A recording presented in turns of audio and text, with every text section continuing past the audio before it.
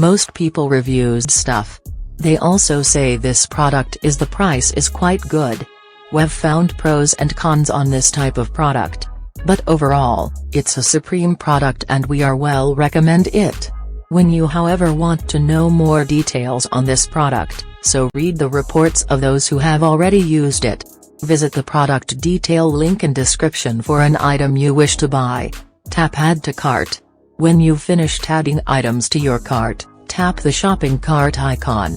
If you need to edit the items in your cart, tap save for later or delete next to the item in the cart. Tap proceed to checkout and follow the on-screen instructions.